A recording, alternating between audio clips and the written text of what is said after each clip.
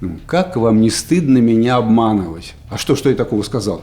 Вот вы сказали, что бежите в Новороссийск, да, а сами-то сейчас побежите в Новороссийск. Мы не знаем внутренней прочности режима аятоллы. Поэтому нам трудно предположить, насколько этот план израильский сработает. Но то, что это авантюра свергнуть правительство бомбежками на расстоянии, это точно для меня сейчас.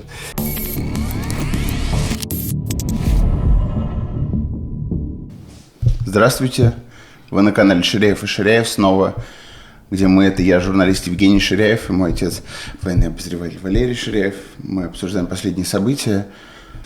Добрый день и рад вас всех приветствовать. Да, события бурные на этой неделе развиваются. Над Тегераном летают израильские самолеты, бомбят все, что им заблагорассудится. И, в общем, конечно, изрядную часть этого выпуска мы посвятим разбору первых результатов воздушно-диверсионной операции против Ирана. Но начнем мы, конечно, с Украины, потому что все-таки мы живем в России, это касается нас в первую очередь. За минувшую неделю российские войска заняли населенный пункт Долгенькое в Харьковской области. В Сумской области это Яблоновка и Новониколаевка, а также Зеленый Кут, Ульяновка, Петровского, Алексеевка, Коптево и, я так понимаю, наиболее важный населенный пункт за последнее время – это Камар. Да, совершенно точно, мы еще о нем скажем одно слово.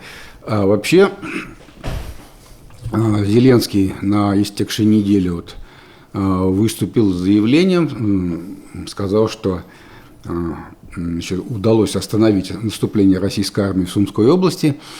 Я лично понимаю, что, конечно, и у него, и у его противника каждое выступление подготовлено как специальное выступление в рамках государственной линии поведения, пропаганды военной и так далее. И все-таки даже по некоторым заявлениям иногда возникает подозрение, что ему не все рассказывают. Потому что тут точно за последние 2 дня по событиям в Сумской области там наступление не остановлено, оно затормозилось и изрядно затормозилось. Украинцы действительно перебросили очень приличные резервы на это направление, но это не полная остановка еще. И я думаю, на следующей неделе будет очень важно посмотреть, умеет ли российская армия завладеть Юнаковкой. Это важный такой опорный пункт в Сумской области. Это покажет возможности и соотношение резервов сторон. Может ли российская армия преодолеть эти резервы, которые Украина на ее пути поставила. Сейчас пока преодолевает. Но стратегическая линия в общем, поведения у России одинаковая. Мы сегодня вообще много будем говорить о стратегии. Это очень важная часть нашего выпуска сегодняшнего конкретно. Но Россия продолжает наступление по нескольким важным точкам. И, конечно, главное событие недели – это для нас. Это наступление, продолжение наступления, которое началось, в направлении на Камар, строго с востока на запад, через Богатырь. Это постоянное движение, его можно на разных участках выразить через метры в день. Посчитай. И в принципе становится понятны перспективы. Ни в коем случае это нельзя воспринимать как прогноз, потому что наступление может, продвижение российского, вообще остановиться, если вдруг возникнут какие-то неожиданные обстоятельства, которых мы сейчас даже учесть не можем. Или, наоборот, резко ускориться. Но какие-то ориентиры, это означает, я это взял на себя труд и посчитал эту скорость. В среднем темпа наступления в 2025 году от 55 до 300 метров в сутки по направлениям. И это в 2-3 раза больше, чем в 2024 году. То есть, если мы примем как рабочую гипотезу, то, что скорость ускорения неизменна, то на ближайший год далее мы получаем такие цифры. На направлении Курск-Сумы от Свердликова до Юнаковки, средний темп 108 метров в сутки, значит, до Сум с такими темпами российская армия дойдет к весне 26 года. За Скольдское направление, в сторону Харькова, 58 метров в сутки, значит, до Харькова идти 98 километров не менее 4 лет, получается. Полуокруженный Купянск, самое такое направление, там важно, Рубцовское направление, ведется средним темпом 71 метр в сутки, и с такими темпами к Изюму армия выйдет к июню 26 года. Направление, самое главное, Часов Яр, Торецк и часть Мирноградской группировки создают условия окружения Константиновки. С учетом прорыва обороны ВСУ восточного Мирнограда, темпы наступления составляли 20 км в год или 55 метров в сутки. В перспективе это позволит окружить Константиновку и овладеть ею к концу 2025 года. Значит, мы это можем, по крайней мере, уже ожидать. Активные действия войск на направлении главного удара Курахово-Павлоград, о чем мы только что говорили, да? Через Камар, обеспечивают темпы наступления 143 метра в сутки на Покровском направлении и до 300 метров в сутки на Кураховском. Такие темпы позволят овладеть этими городами к началу 26 года. Развитие наступления в Днепропетровской области, Павлоград-Днепр, обеспечит выход к окрестностям Павлограда весной 26 года, а к реке Днепр летом, осенью 26 года. Осенью 26 года, только до Днепра. На Великоновоселковском направлении темп 140 метров в сутки. Исходя из этого, можно предположить, что во взаимодействии с Запорожским направлением войсками российская армия сможет занять большую часть Запорожской области, включая такие города, как Гуляй-Поле и Орехово, и выйти к столице, к Запорожью, осенью 26 года. Если ничего не менять с темпами, то задачами по занятию этих новых территорий по Конституции, да, и созданию буферной зоны справятся в лучшем случае к началу 27 года или даже позже. Еще раз напоминаю, что это не предсказание, не прогноз, это просто арифметика, которая показывает, что будет, если ничего не изменится, а сейчас будет идти так, как сейчас идет. И коль скоро есть средняя арифметическая, которая позволяет завести разговор о каких-то вероятных сроках, возможных и так далее, мы видим, что стратегии сторон сейчас в настоящий момент неизменны. Стратегия Украины поменялась за время специальной военной операции 3 раза. Первоначально она заключалась в том, чтобы нанести российской армии быстро такие потери и такие неприемлемые последствия, что она просто передумает и откажется от специальной военной операции. В ответ Россия провела мобилизацию экономики и мобилизацию в армию, призвали по мобилизации более 300 тысяч человек, и начался второй этап, на котором Украина сделала ставку, памятуя о своих успехах осени 22 года, на нанесение поражения российской армии на узком конкретном участке фронта, который был выбран в направлении Крыма. Это контрнаступление, которое закончилось поражением Украины.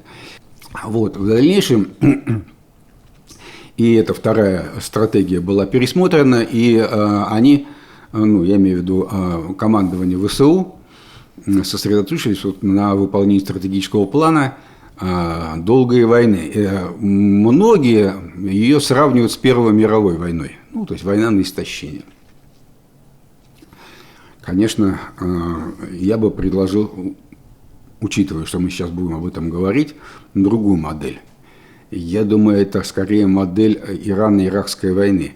Самая тяжелая война, кроме, естественно, мировых войн, да, до этого времени, самая тяжелая война с огромными потерями. Я пару слов еще потом скажу, чего она стоила вообще иранскому обществу. Но она привела в итоге на линии фронта 1200 километров, а это вполне подходит для сравнения с российско-украинским фронтом, к полному истощению сторон, они вот как где стояли, там упали, все, и больше не могут продолжать военные действия. И там линия фронта вообще не двигалась за 8 лет почти что. Почти не двигалась. И все усилия сторон, они были просто на изничтожение сил противника направлены. В конце концов, ничего абсолютно не достигнув, никаких первоначальных и последующих поставленных целей, и правительство Саддама Хусейна, и правительство Хамейни вынуждены были заключить соглашение, которое вернуло всех на исходные позиции. Все.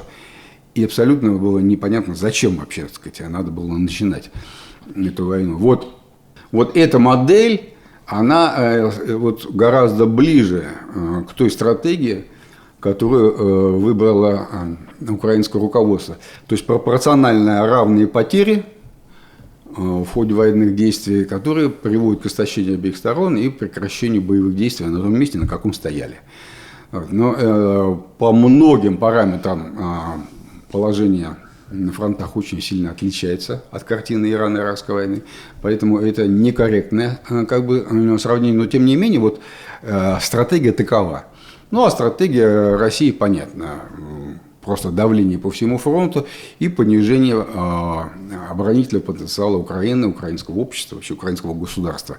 Вот движение на запад, медленное, но неуклонное, такое вот на комар от Курахова, оно вот является воплощением этой воли.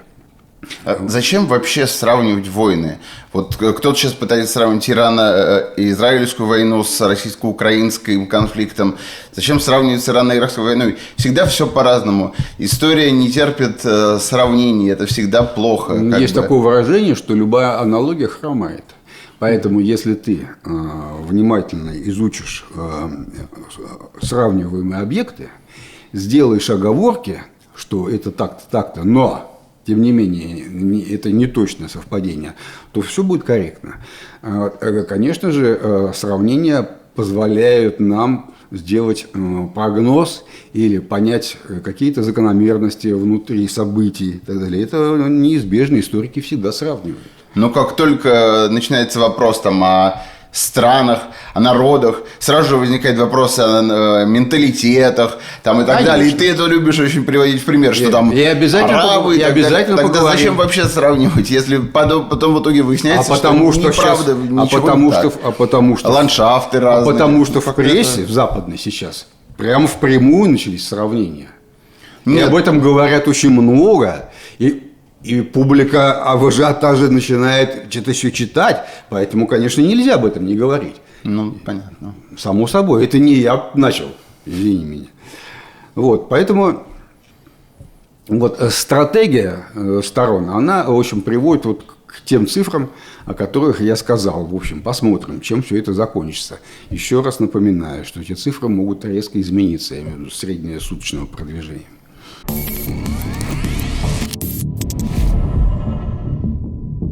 В ночь на пятницу Израиль нанес первые удары по иранским ядерным объектам, начались ответные атаки. И в последнее время все, что происходит, это взаимные, собственно, обмены обстрелами. Даже не по ядерным объектам еще самое главное были, а по системе противовоздушной обороны. Вот сейчас и поговорим о стратегии. Значит, смотри, Иран при выстраивании государственной стратегии советской, да, стратегической линии, из которой уже вытекает строительство вооруженных сил, там все остальное, исходил из очень важного обстоятельства. Это обстоятельство называется стратегическая география. То есть иранские стратеги считали, что между ними и Израилем два государства, Сирия и Ирак, что они, значит, Сирия, там более или менее дружественное правительство Асада, который все-таки худо или бедно, но имеет свою плотную достаточно противовоздушную оборону. И при возникновении конфликта между Израилем и Ираном все-таки израильские самолеты должны будут преодолеть воздушное пространство двух государств. Самое главное – пролететь над Сирией, которая, ну, хочешь не хочешь, должна как-то сбивать эти самолеты и так далее. То есть, как бы это было... Вопрос буферных государств. Да. Это была такая вынесенная площадка противовоздушной обороны прямо под нос Израилю. Вот так это раз. И, конечно, они закладывались на то, что сухопутная операция, если и не невозможна, но предельно затруднена, потому что расстояние между Израилем и Ираном 1000 километров – это минимальное расстояние. На самом деле до самых важных районов Ирана там до 1400 километров, которые должны пролететь самолеты. То есть десантная операция теоретически возможна, но почти невозможна. Вот исходя из этого строили сухопутную армию и так далее, но предполагали, что настолько большое расстояние, что не уделяли такого внимания развитию противовоздушной обороны. То, чем занимался неуклонно Украина и Россия, строительство противовоздушной обороны, которая им досталась еще от Советского Союза, но они ее совершенствовали всячески. Вот. И вдруг в одночасье исчезает предполье Сирии, переворот. Ну, не переворот, а эти, значит, бандиты под руководством Турции, да, захватывают власть, рушится государство Асада. Что делает Израиль? Он с очень небольшим зазором временным начинает массированные бомбардировки всех складов сирийской армии. Была уничтожена вся техника противовоздушной обороны, до которой израильтяне смогли дотянуться. То есть они себе расчищали поле. И сейчас это правительство новое, уж я не знаю, как его там называть, из бывших террористов состоящее, оно, может, и хотело бы, если даже что, возразить оно не может. Над ним летают израильские самолеты, сиди, молчи. Вот так. И то же самое касается и иракского правительства. Оно там заявляет протесты, жалуется Соединенным Штатам, что вот над нами летает.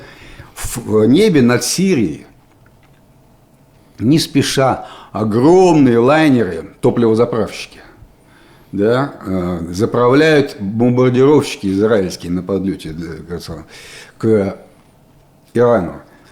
Сами эти заправщики представляют из себя несложную цель.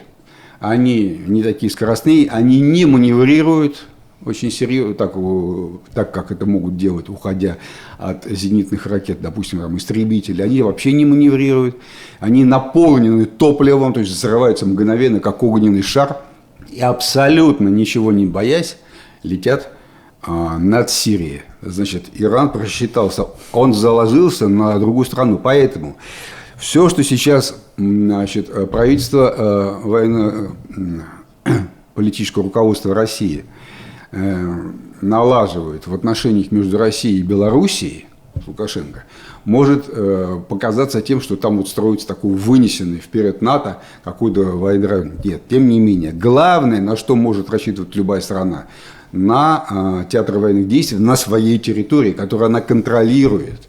Поэтому, конечно, в России главным, так сказать, театром военных действий будет Московский и Ленинградский военный округ, которые заново воссоздаются. Вот так, не Белоруссия. А у Ирана не было такой политики. Они по-другому себя повели. И это была очень тяжелая ошибка.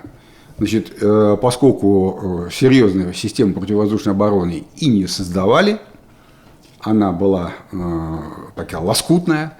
Они что-то закупили у России, вот С-300 комплексы, их тоже уничтожили. И иранская авиация расчистила себе путь. Она действительно сейчас имеет возможность наносить относительно дешевые удары по Ирану. То есть ракеты, интеллектуальное оружие дальнего действия и так далее, это дорогая штука. Вот. А самолеты, они с ближней дистанции запускают свои ракеты. Тоже не дешевая вся эта история, не дешевая. Но все-таки операцию «Паутина», которую Украина провела против стратегической авиации России, израильтяне тоже запускали эти дроны, они заранее туда завезли их, да. Они, диверсионные группы израильские, так сказать, созданные из агентуры, иранской агентуры, значит, начали, операцию по дестабилизации, значит, управления войск, по введению в заблуждение командования и руководства Ирана и так далее. В общем, все это привело к первоначальному полному успеху. То есть достижению оперативной внезапности. А оперативная внезапность – очень важная вещь в военном деле. Когда первые 2-3 дня ты растерян, не знаешь, что делать, вот в эти первые 2-3 дня самые главные вещи и происходят. Вот. Мы помним. Да. И вот, вермахт достиг оперативной внезапности при наступлении на Советский Союз 22 июня 1941 года. Кстати, 22 июня, вот оно. И, значит, были уничтожены, кроме того, большое количество высокопоставленных иранских военных, генералов, физики, ядерщики, которые, значит, это все делала агентура на месте.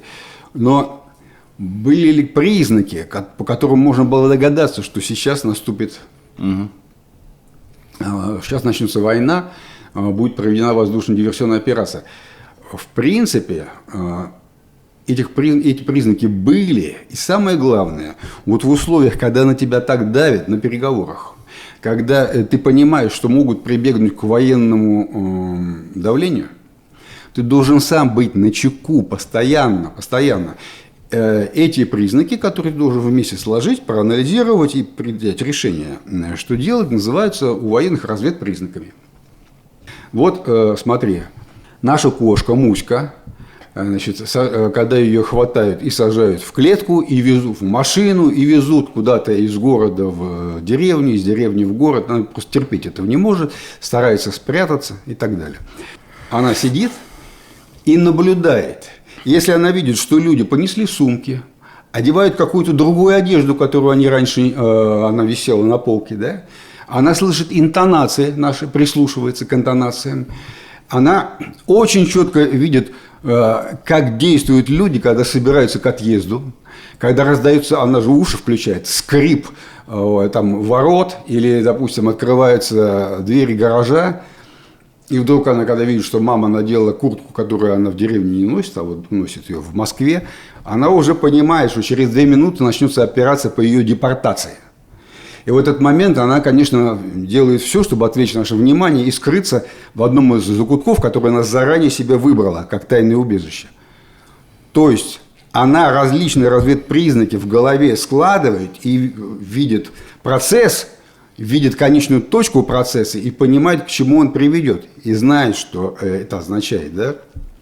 Были ли разведпризнаки, которые Иран видел?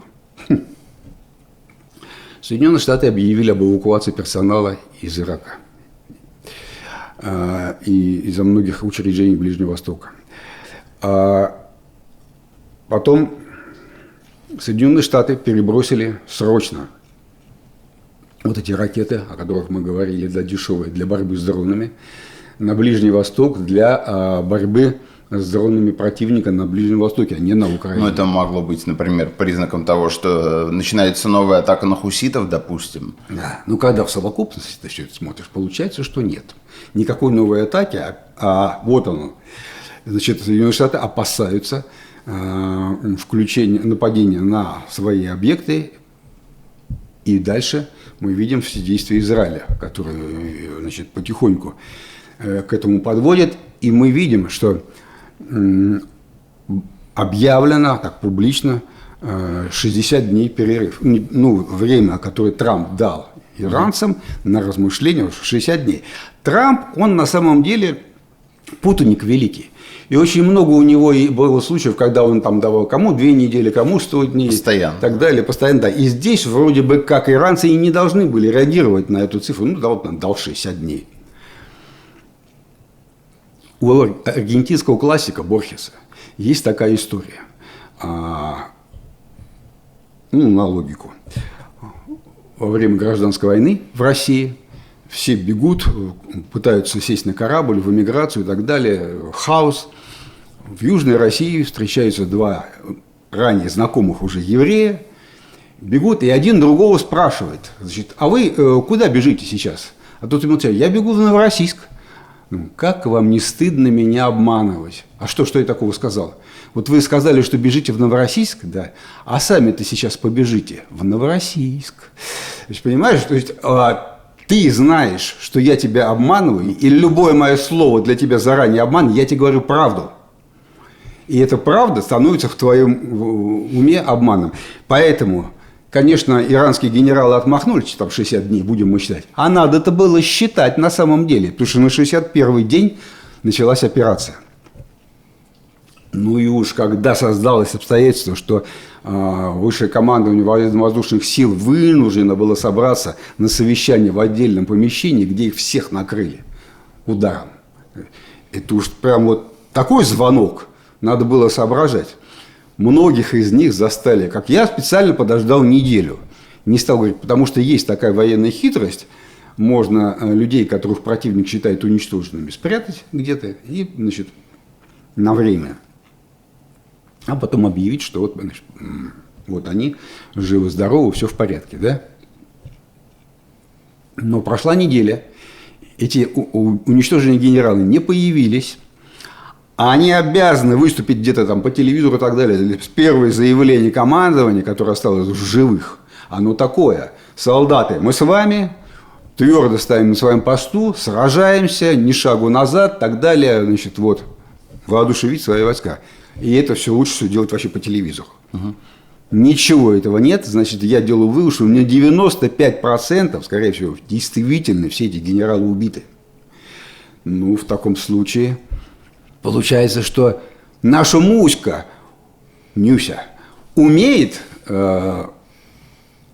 складывать различные пазлы в общую картину, разведпризнаки и делать вывод о предстоящей операции. А вот иранские генералы же не очень. Вот такая вот получилась интересная, так сказать, ситуация.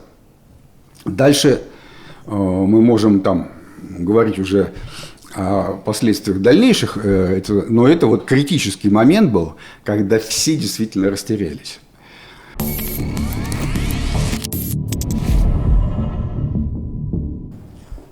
Одна из основных обсуждаемых проблем того, что делать с Ираном для Израиля, понятное дело, это то, что подземные комплексы ядерные, они находятся глубоко под землей, и в частности один из них находится глубоко под горой, там разные данные о глубине есть. Вот что с таким делать? Сама эта супербомба, очень дорогая, кстати, стоит сотни миллионов долларов, и их несколько штук всего лишь есть у США. Она устроена таким образом, что ГБУ-57 называется, что она летит как огромный карандаш стальной, строго вертикально, она не может совершать боковых движений. И она как дрель такая. Как дрель, да, как гвоздь. Вот, она пробивает, значит, породу. И очень такое добросовестное и солидное военное издание, как «Джеймс», рассказывает его, для чего, как оно испытывалось. А испытывалась она на грунте обычном и в бетонных перекрытиях. Вот в обычном грунте, просто в земле, она влетает на глубину 61 метр. А в аналоге скальных пород, то есть бетонное перекрытие, она пробивает всего лишь 18 метров. Так вот, в Натанзе глубина залегания по общему консенсусу журналистов, да, от 40 метров. Но я имею в виду глубина этих цехов, значит, где стоят центрифуги. Значит, соответственно, она уже не пробьет, потому что на Натанзе скальные породы очень плотные, это граниты. А вот Фордо устроен еще более сложно для такого удара. Это гора, в которую заходят два туннеля, и сверху она над туннелями поднимается на очень большую высоту. А где туннели, непонятно. Да, что ну ясно, что если любой инженер бы строил туннель, он строил бы так, чтобы он сначала зашел под гору. Да, конечно, он бы строил ее под пиком. Вот. И хотя эта гора и сложена из легких пород, там, таких как песчаники там, и туф, лава, тем не менее, это огромная высота. И все рассказы о том, что там всего лишь 90 метров, это разговоры о глубине, на которой туннель заходит в гору. А вот это вот сверху то, что, ну, по свидетельству очень многих и западных источников, и иранских, там очень большая высота. А если по картам смотреть, то эти горы 500-600 метров. Только получается, что если у тебя 600 метров сверху над туннелем, то надо рассчитывать, что этому карандашу-то стальному надо пробить не 90 метров у входа, а именно всю гору. Там более... При условии, что это вот прям 100% бомбу надо кидать вертикально. Да, Но, может быть, все-таки эта бомба она по-другому работает? Она очень хорошо описана, подробно, есть очень много схем. Она именно вертикальная есть. Поэтому она должна... А если она обрушит вот просто вход, это бессмысленно, потому что центрифуги-то они под горой именно расположены. Через какое-то время приедут грузовики, начнут все разгружать. И изнутри начнут расчищать, потому что там 6 входов на самом деле. Да. Вот. И тогда я услышал такую идею. А давайте, поскольку эта бомба высокоточная, она направляется там специальными приборами и воздушными рулями, там плюс-минус несколько метров прям падает. Давайте она дырочку проделает, а следующую бомбу прямо в эту воронку еще раз. Да. Вот именно вот так вот. Но этого никто не делал в скальном грунте никогда. Не было ни испытаний, ничего. И никто не знает, сработает ли вообще идея. Ей достаточно на 3 метра промахнуться. И брушение там уже, и она заново будет то же самое делать. Да, вот так получается. А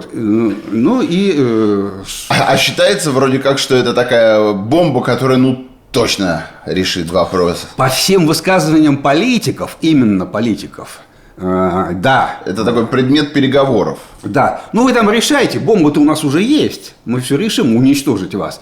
Но вы сами там решайте. На самом деле, мне кажется, это мое личное мнение.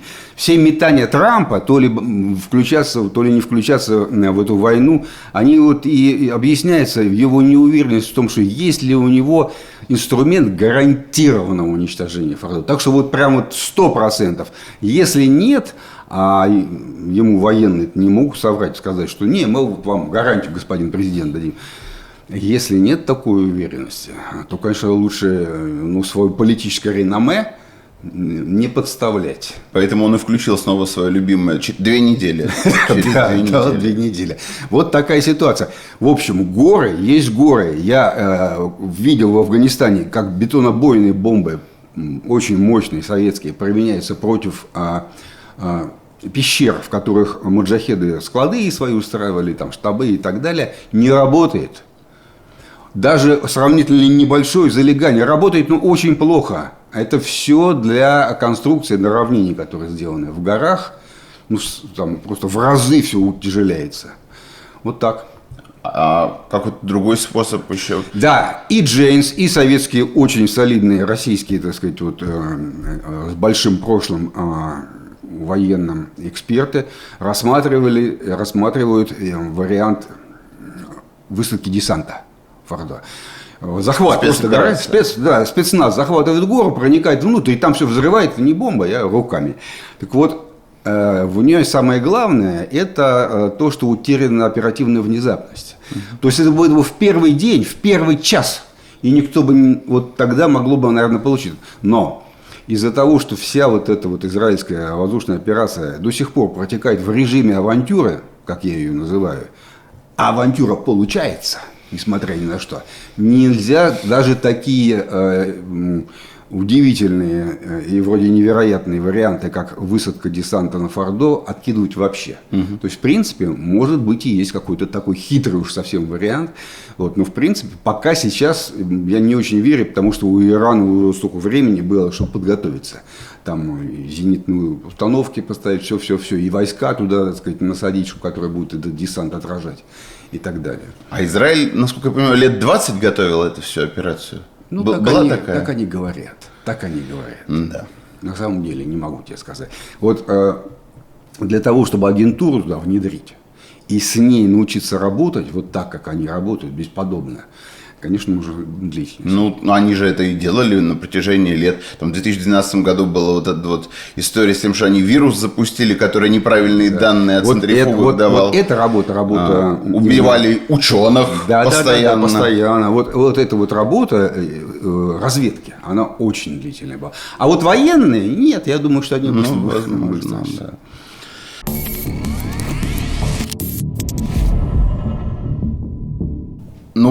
Соответственно, напрашивается тогда вопрос. все, что сейчас происходит между Ираном и Израилем, это обмен снарядами, обмен ракеты, дроны, да. А возможно ли вообще по-настоящему там принудить Иран к каким-либо таким вот мерам, как там полная капитуляция, только авиаударами, без наземной операции? Вся вот эта операция, она построена на богатейшем опыте Израиля в ведении войн на Ближнем Востоке. Очень давнем опыте, так сказать, там огромное количество людей знает и умеют воевать со своими противниками, с арабами там, и с иранцами тоже. Вот и с шиитами, и с суннитами.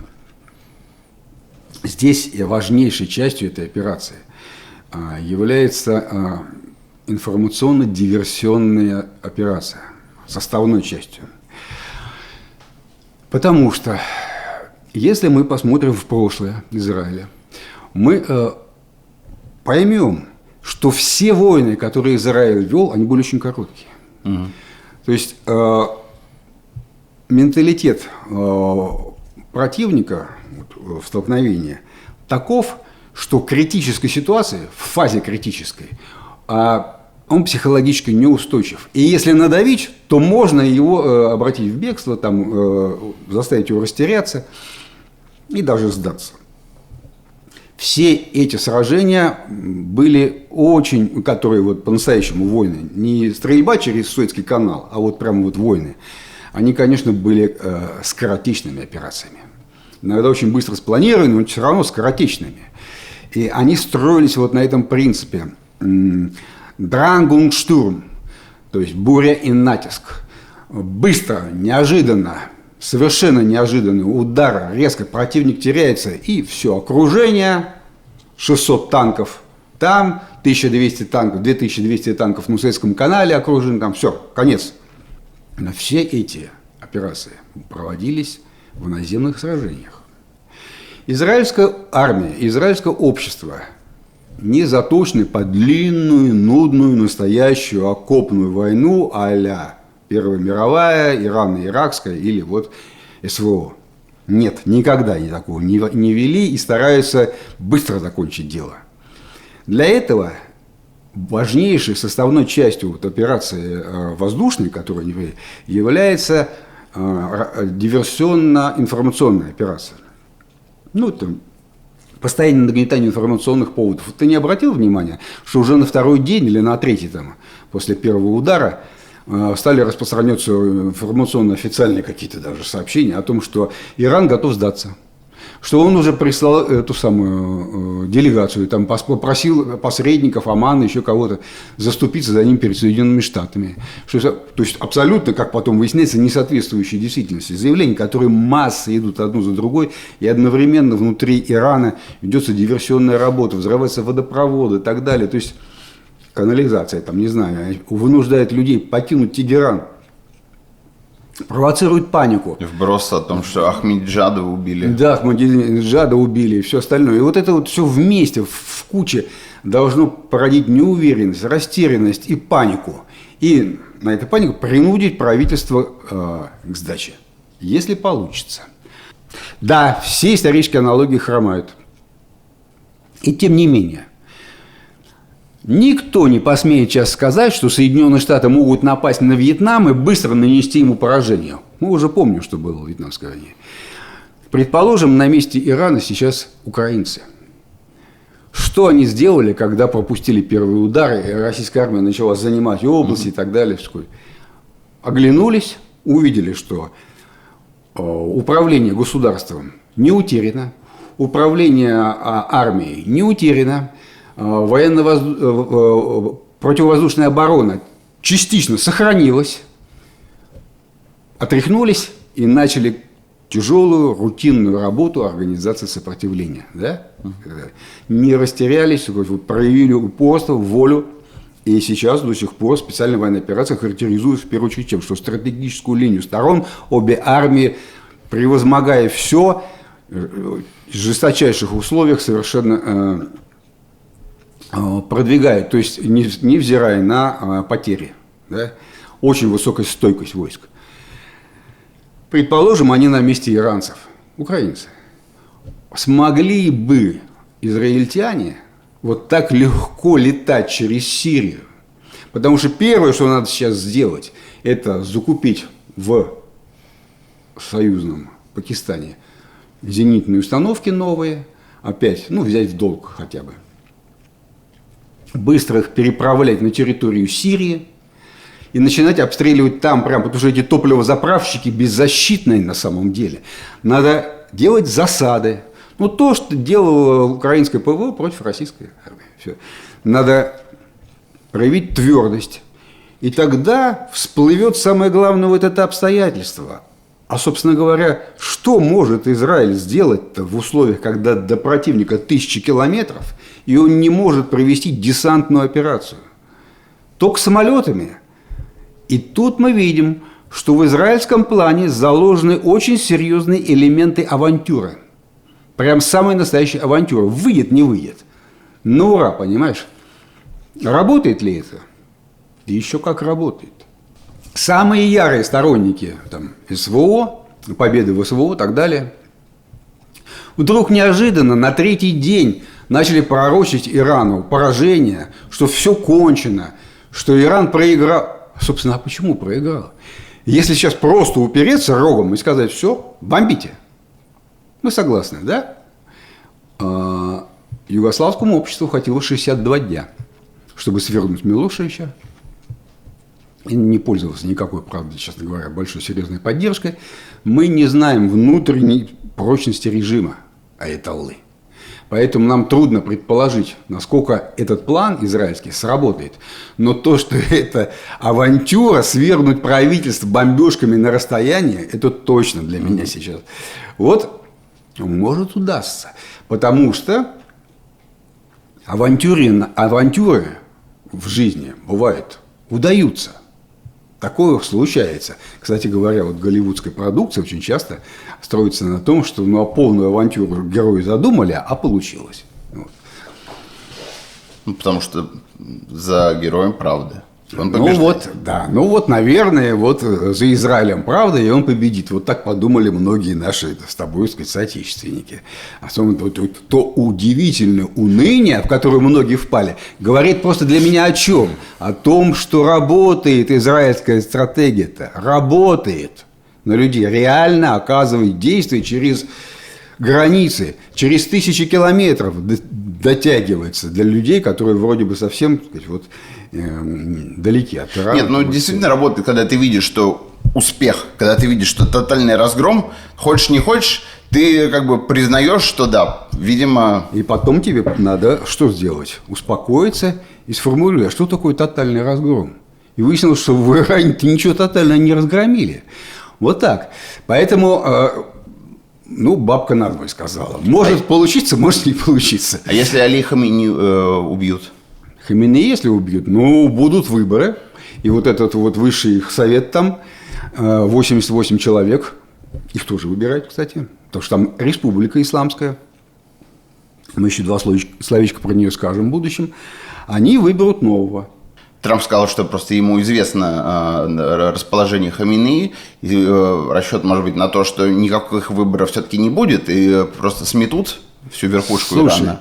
Израиль этих генералов, как хорек, который ворвался в курятник, режет кур, понимаешь? Он их просто уничтожает одного за другим. И они, самое главное, знают, что надо этого ждать. И ничего не предпримут. Вообще удивительно для меня факт. Но тем не менее. Поэтому я не удивлюсь, если они прекрасно знают, где Хаминеи находится и как его уничтожить. Тоже вполне может быть. Я допускаю это абсолютно. Раз они приняли решение, что не надо его... Генерал – это одно, Хаминеи – это другое все-таки. Я просто опять-таки аналогию строю. Если они дотягиваются до таких, в общем-то, довольно-таки высоких постов, почему? Может быть, они и до Хаминеи могут дотянуться вполне. Почему нет?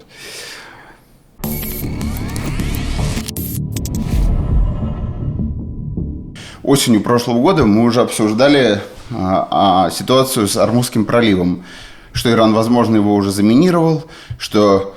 Это мера, которую он может предпринять как последняя мера давления на Запад, в случае, если его в угол загонят. И сейчас это снова все обсуждают. Да, ну моряки наши, они как сказали, что если они настоящие моряки, если они все по уму делают, то все уже давно заминировано. Вот так они сказали. Но это не гарантия, как бы, да. Это такая атомная бомба Айталы, которая, так сказать, произведет действие на мировую экономику сильнее, чем взрыв атомной бомбы. Понятно, но наиболее пострадавшей стороной будет Китай. Потому что наибольший процент нефти, который проходит, вообще и газа, который проходит через Армузский пролив, он все-таки течет именно в Китай. А Китай – это союзник все-таки, как ни крути, Ирана. Не союзник, а надежный партнер давний. Поэтому это такой шаг отчаяния, может быть, только, если уж совсем все плохо пойдет. Поэтому самое правильное для Ирана сейчас – это не перекрывать Армузский пролив, а начать обстрелы конкретных кораблей. То есть, танкер мимо идет, который везет нефть в нефть, в смысле в Америку. Или, не знаю, не в Америку он не может везти нефть, а, допустим, в Европу, да, или еще куда-то, в Израиль. И танкеры, которые в Китай идут, можно пропускать, а которые для врагов везут нефть, их можно, атаковать.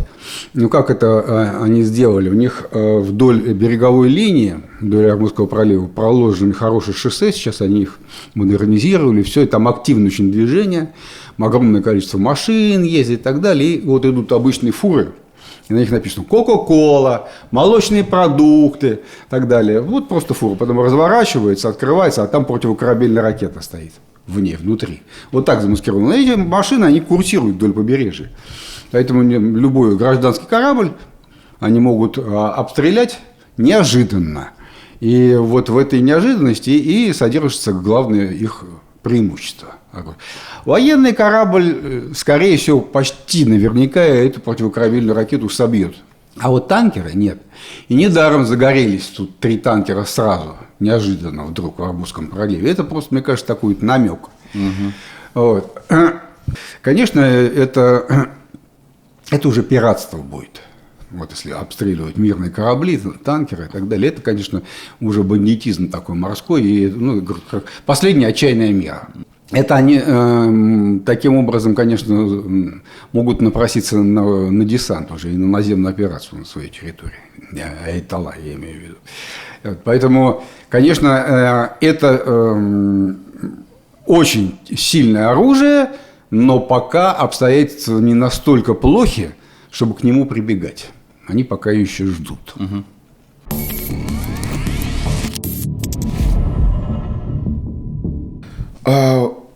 У меня вопрос, как вообще эти действия Израиля, они скажутся на мире, на том, как вообще будут воспринимать военные конфликты в будущем, потому что это такой беспрецедентный шаг. Право сильного утверждается, конечно, повсеместно. Целый набор военных действий против государств, которые и мы с тобой их тоже называли, не то что не демократическими, а диктаторскими режимами и так далее, но тем не менее они были снесены с лица земли, эти государства, просто потому что надо утверждать идеалы демократии, так скажем, попытаться эти страны, народы этих стран привести к каким-то другим формам правления, более справедливым, более демократическим и так далее. Заканчивается все это зачастую тем, что на этом месте еще хуже все начинает развиваться. Собственно, всегда, по-моему, так происходит. Да. Иран не может объяснить, зачем ему обогащать до 60% уран. Все эксперты, все специалисты говорят, что 60% это граница, дальше начинается уже оружейный уран, то есть из которого атомную бомбу можно делать. То есть они остановились вроде как на этой границе и говорят, у нас 60%. А зачем тебе, когда для атомных электростанций надо обогащать до 4-5%, 3,5%. Все, хватит. А у них 60%. И объясни. Самое главное, зачем их под гору-то спрятать? Нет, под гору правильно делают. Это абсолютно. Я бы сам так поступил.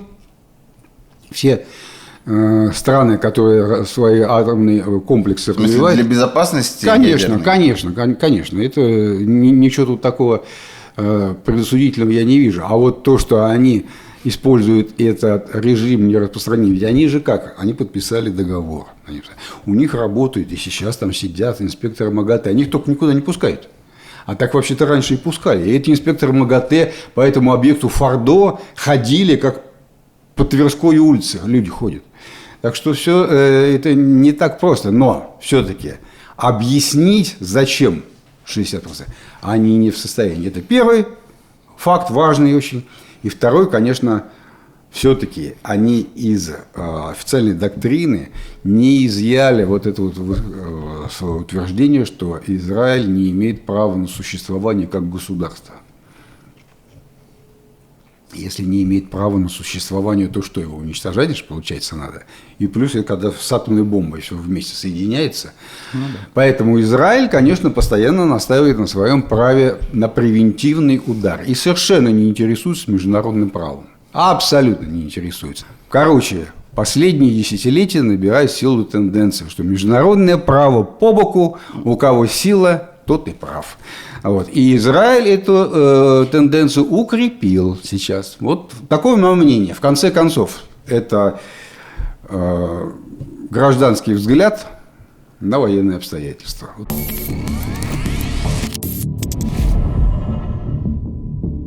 Есть такая ситуация. Иран и Израиль. Есть, например, лидер Турции Эрдоган, который на днях назвал Израиль, сравнил Нетаньяху с Гитлером. Угу. Есть Саудовская Аравия. И некоторое время назад наследный принц Саудовской Аравии открыто назвал Иран новым гитлеровским режимом. Угу. Вот. И обе страны суннитские, только одна смотрит на Иран как на Гитлера, другая на Израиль как на Гитлера. А какое вообще место Иран занимает во всем этом исламском мире и чего можно ожидать? Можно ли ждать, например, какой-то смены власти? На что надеяться, да? США? И Израиль. Да, на какой-то переворот в Иране. Ты знаешь, скажу сейчас неожиданную вещь, но я надеюсь, что она поможет понять вот мысль. На Кубе 60 лет коммунистический режим, да? И Куба все время находится под санкциями. И есть огромное количество комментариев о том, что вот Куба под санкциями, и там из-за этого плохая жизнь, невозможно жить, американцы, значит, там всю экономику высушили. В действительности коммунистическая партия Кубы правит в условиях отказа от права на частную собственность и на частную собственность на средства производства. Ну, по классике коммунистической доктрины.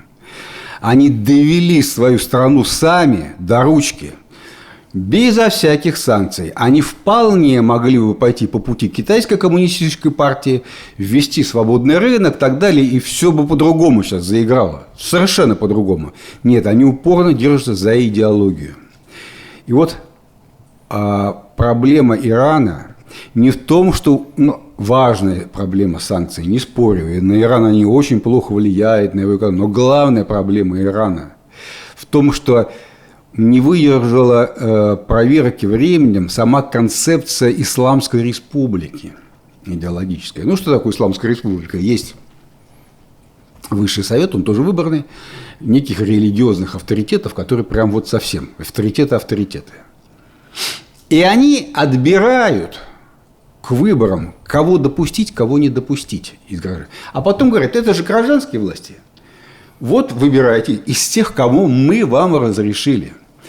И дальше начинается самая настоящая конкуренция, политическая, прямо настоящие выборы. И ты никогда не скажешь, вот завтра выборы, ты накануне вечером никогда не сможешь предсказать, кого выберут в Иране там, мэром или каким-нибудь другим там выбранным лицом в том или ином городе, как пройдут парламентские выборы. Ты можешь только ориентироваться на экзит-полы и там опрос общественного мнения. Все ровно как в любой демократической стране. И все-таки кто-то сидит наверху и ограничительно называет для себя, так сказать, это выборы среди рыжих. Вот ты сидишь и говоришь, только рыжие разрешаются на выборы. И все. Все остальные запрещаются. Самый тяжелый урон идея Исламской Республики потерпела от Ирано-Иракской войны.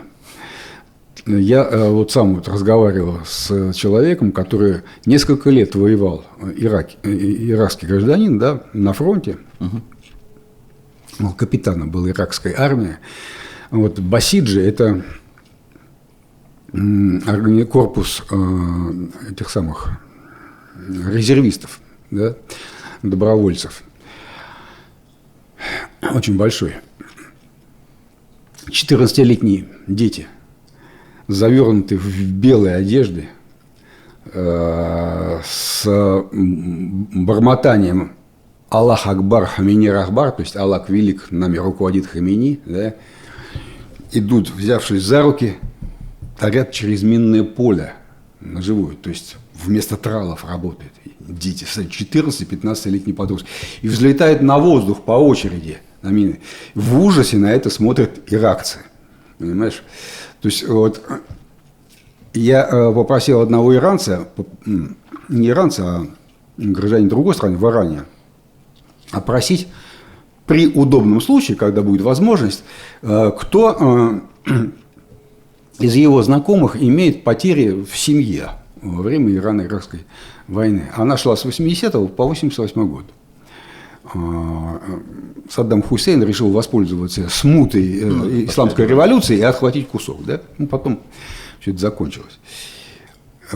Сногсшибательный эффект. Он поговорил где-то с 2 дюжинами людей и выяснил, что где-то примерно 3/4, то есть 75% из них, имеют в семьях погибших.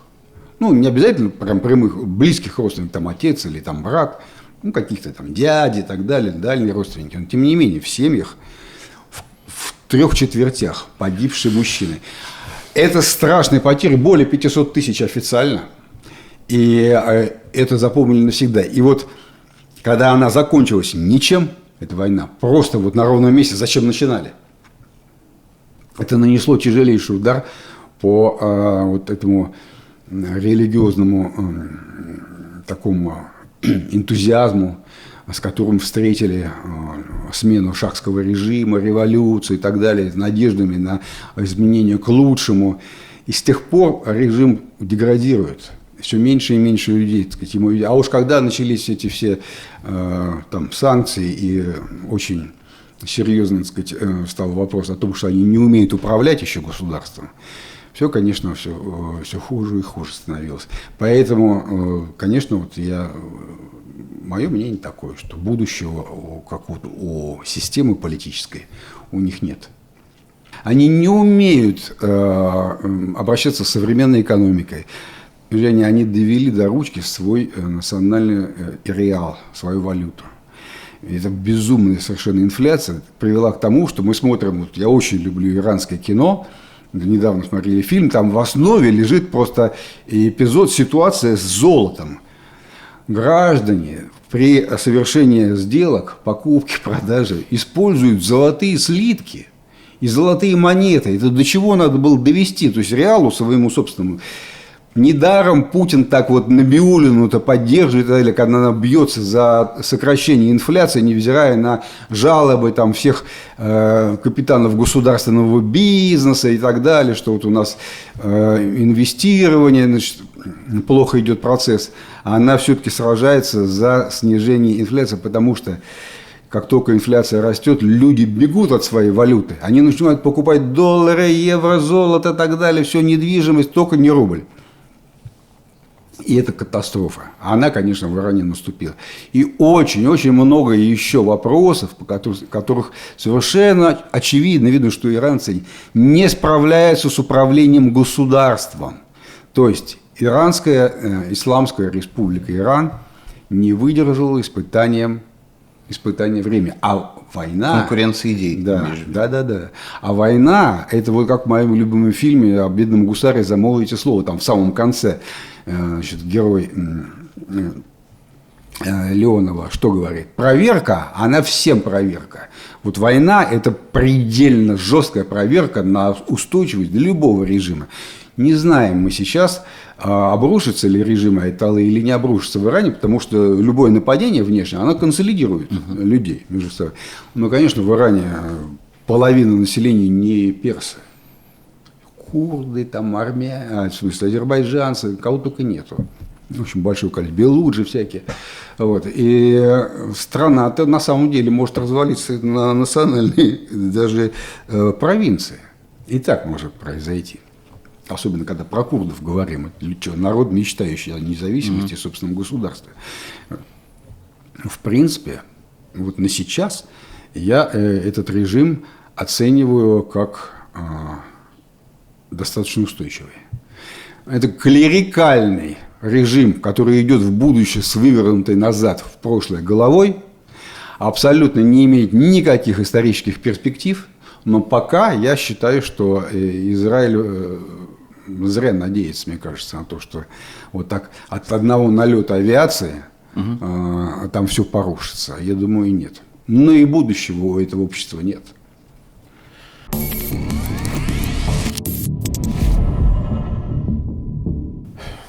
Спасибо большое, что посмотрели. Такой выпуск у нас получился на этот раз. Подписывайтесь на этот канал, пожалуйста, поставьте колокольчик, если не поставили еще. И на Telegram подпишитесь, на Boosty подпишитесь. Да, сегодня у нас прямо вот моновыпуск, практически на одну тему. Но необходимо было его сделать. Необходимо было сделать. Весь мир говорит только об этом.